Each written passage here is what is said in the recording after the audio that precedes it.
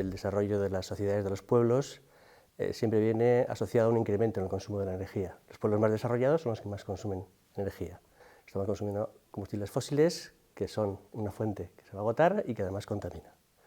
Por lo tanto, tenemos que plantearnos una transición energética hacia fuentes que no sean tan contaminantes y que sean no agotables, como son las energías renovables. En España y en el mundo en general hay muchísima energía renovable, suficiente para poder abastecer en cantidad la demanda actual.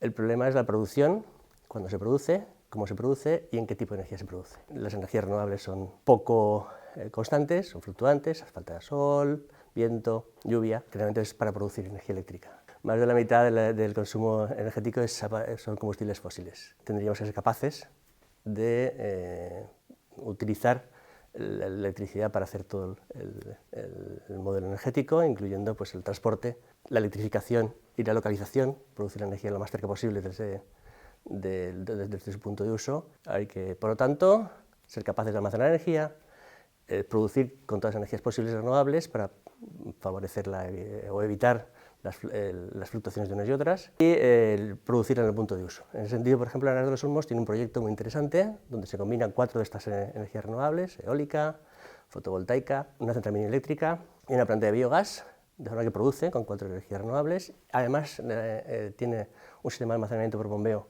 en la central eléctrica. Esto pues, es ideal para sistemas rurales para conseguir el autoabastecimiento y deslocalizar el consumo eléctrico. Además, las energías renovables tienen 2 ventajas fundamentales. Una es que son autóctonas, se producen aquí, y la otra es que producen más puestos de trabajo y de mayor calidad de trabajo. Son puestos más de mayor categoría, más técnicos, más científicos.